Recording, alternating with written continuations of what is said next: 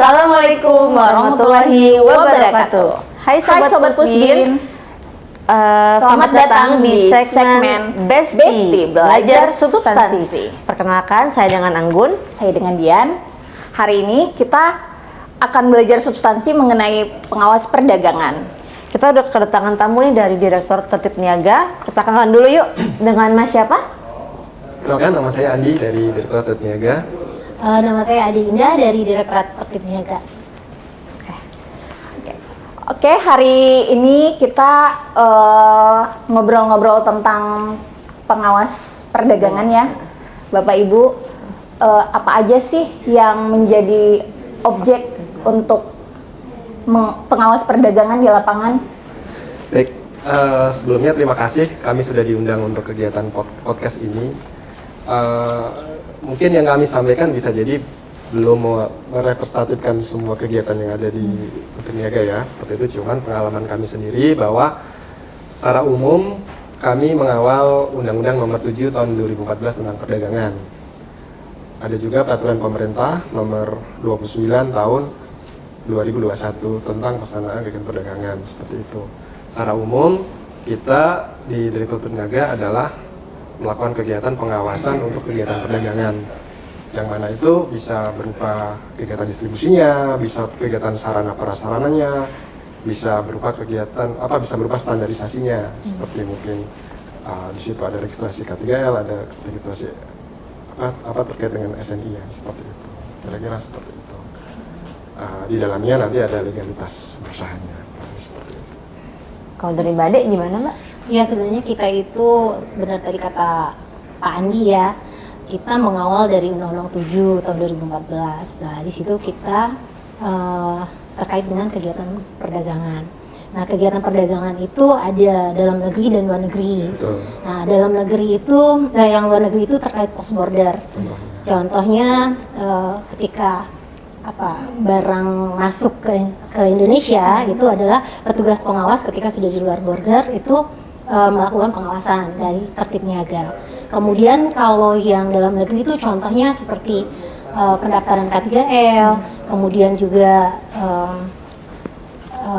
pameran dagang, kemudian juga termasuk pusat perbelanjaan, pasar swalayan. Sebenarnya banyak poin-poinnya sampai dengan minuman beralkohol juga termasuk di dalam pengawasan Tertib Niaga, seperti itu sih. Berarti sering ke daerah gitu ya? Iya, kita sering melakukan pengawasan itu. Kalau untuk pusat itu memang lingkupnya itu secara skup nasional. Jadi kita bisa melakukan di daerah, bisa melakukan di pusat juga, seperti itu. Kalau gitu keterlibatan pegawai di daerah tuh apa sih untuk membantu pengawasan perdagangan bagi pengawas perdagangan di pusat, pegawai pusat? Iya, sebenarnya untuk daerah dan pusat itu punya kewenangannya masing-masing. Jadi kalau tadi yang seperti yang saya bilang, kalau untuk pusat itu lingkupnya adalah nasional. Nasional itu berarti seluruh wilayah Indonesia, sedangkan kalau daerah itu di wilayah kerjanya masing-masing. Jadi seperti provinsi di wilayah provinsi, kemudian kabupaten kota ada di wilayah kabupaten kota. Cuman ada beberapa yang terkait dengan kewenangan itu pemerintah kabupaten kota itu tidak diberikan kewenangan, hanya ada di provinsi, seperti itu. Seperti contohnya pengawasan pameran dagang internasional itu ada di pusat. Kalau di luar daglunya itu ada pengawasan pemeriksaan setelah melalui kawasan pabean atau pos border itu adanya di pusat. Tapi kalau yang di daerah misalnya pengawasan terkait distribusi, misalnya distribusi pupuk subsidi, kita bisa kolaborasi dengan daerah. Menarik banget ya. Iya, betul. Iya. Banyak juga ya tugas pengawas perdagangan. Kalau untuk suka dukanya Pak gimana? Kalau sukanya sih Lebih banyak ya Pak? Lebih banyak Kayaknya atau? lebih banyak Lebih banyak ya, gitu alhamdulillah ya. Kita menjalankan tugas ya. Ya sukanya sih kalau dari saya sendiri melihatnya bahwa ketika kita datang suatu pelaku usaha kan pasti ada sesuatu tujuan kan. Tujuannya itu pasti ada satu ketidaksesuaian yang harus kita pemeriksaan kan gitu. Kalau mereka tadinya tidak sesuai menjadi sesuai, mereka tadinya tidak patuh menjadi patuh, mereka yang tadinya tidak tahu menjadi tahu, itu ada satu kepuasan sendiri yang menjadi suatu bentuk sukanya di situ gitu. Kayak berhasil untuk meluruskan berhasil, peraturan gitu ya. Jadi misi kita berhasil gitu loh, seperti itu. Karena istilahnya istilah kita kalau yang bilang tadi ke daerah jalan jauh-jauh, di situ kan pasti ada konsekuensi biaya, ada konsekuensi meninggalkan keluarga, konsekuensi waktu, itu ada dampaknya gitu loh, kira-kira seperti itu. Itu kalau sukanya seperti itu. Berarti ada tantangan juga ya? Tantangan untuk menjadi pengawas perdagangan contohnya kayak gimana sih? Ya tantangan ya ketika kita di lapangan ya, lebih ke kita juga harus tadi yang seperti dibilang Pak Andi, kita harus update dengan peraturan ketika kita berhadapan dengan pelaku usaha, karena di lapangan itu pelaku usaha itu kan bermacam-macam ya. Ada yang ketika kita datang dia welcome, ada yang ketika kita datang itu mereka langsung antipati ya, seperti itu, langsung overthinking gitu kan. Jadi memang kalau misalkan kita berhadapan dengan pelaku usaha itu memang harus memegang kita udah tahu dulu kebijakannya seperti apa, seperti itu. Jadi ketika kita menghadapi mereka, kita bisa menjelaskan secara kebijakan seperti itu. Jadi nggak kita datang langsung minta dokumen atau apa gitu. Tapi kita menjelaskan dulu bahwa kita itu adalah pengawas yang diberikan tugas oleh undang-undang untuk melaksanakan tugas pengawasan. Pernah ada yang nggak terima nggak sih pelaku usahanya gitu, marah-marah, dia merasa nggak terima banyak gitu? Sih, banyak ya. Kadang kita juga bisa diusir seperti itu kan. Cuman kembali lagi kita ada kebijakan dan ada SOP yang akan kita jalani. Kita diusir atau seperti apa? Jadi kalau di kita itu di pengawasan itu sebelum melaksanakan itu ada persiapannya dulu, Bu. Jadi persiapan itu juga menentukan juga keberhasilan kita nanti di lapangan. Persiapan itu misalnya kita harus form dulu nih, kesalahan mereka apa dulu. Terus kedua, ketika kita udah form kesalahan itu, kita cross check lagi di regulasinya seperti apa. Terus kedua, kita juga harus membawa surat tugas yang sah dari pimpinan. Terus kita juga kalau bisa udah mapping juga lokasi usahanya. Nah, hal-hal itu mengingat bahwa seringnya kita kan di lapangan terbatas ya waktunya. Paling 3 hari, misalnya 3 hari pun udah plus perjalanan gitu. Jadi itu agak membantu juga.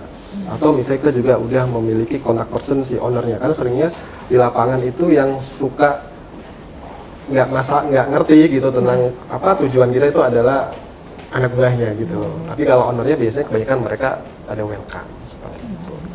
Banyak juga ya. Iya. Duka-dukanya juga ya. Karena mereka sering ngomong gini, ini pengawasan kok nggak pemberitahuan. Nah, kita kadang suka bercanda aja. Kalau pemberitahuan namanya arisan. Iya, namanya pengawasan ya, benar-benar. Tapi Pak, ada nggak sih kita beritahu dulu biar mereka lebih siap untuk dokumennya, semua persyaratannya. Pernah nggak sih kayak gitu? Itu tergantung sih. Kalau itu pengawasan yang sifatnya, kalau di kita kan pengawasannya bisa bersifat rutin atau berkala atau sewaktu-waktu atau insidental seperti itu. Kalau pengawasan sifatnya berkala bisa kita lakukan. Tapi kalau pengawasan yang sifatnya insidental juga kita lihat konteksnya. Apakah ini diduga pelanggarannya berat atau enggak gitu. Tapi kalau pelanggarannya mungkin hanya administratif, misalnya mereka belum melakukan pelaporan kegiatan usaha atau ada hal-hal tentang kewajiban berusaha yang harus kita cross check, itu biasanya bisa kita informasikan terlebih dahulu, karena itu juga akan membantu ketika nanti kita ke lapangan minimal secara administratif yang akan kita cek tertibnya itu sudah disiapkan seperti itu. Jadi bisa diberitahukan dulu, bisa enggak. Oh gitu ya, tergantung ya. Tapi biasanya kalau para pelaku usaha itu pada nurut semua atau ada yang kayak bandel nggak terima gitu misalnya? Ya balik lagi sih, kalau ketika mereka mengurus perizinan usahanya dilakukan dengan sendiri atau mereka berkegiatannya secara tertib, mereka biasanya akan menerima. Kadang penerimaan itu ya lebih karena ada miskomunikasi aja, misalnya udah overthinking duluan nih yang di customer office-nya, mereka itu ada takutan dulu, atau kadang ada sesuatu tuh di internal mereka yang enggak itu. Tapi biasanya kalau kita itu seringnya mereka kooperatif juga sih seperti itu. Karena kan kita ada tindak lanjut juga ya, kalau seandainya mereka nggak kooperatif, sebetulnya di SOP kita juga kita udah nggak usah bertele-tele aja, nanti kita ada panggilan klarifikasi ke pusat seperti itu. Jadi dia juga untuk menjaga keamanan kita dan menjaga profesionalisme kita juga di lapangan, biar jadi nggak kebawa emosi gitu seperti itu. Seru juga ya di lapangan tuh macam-macam ya.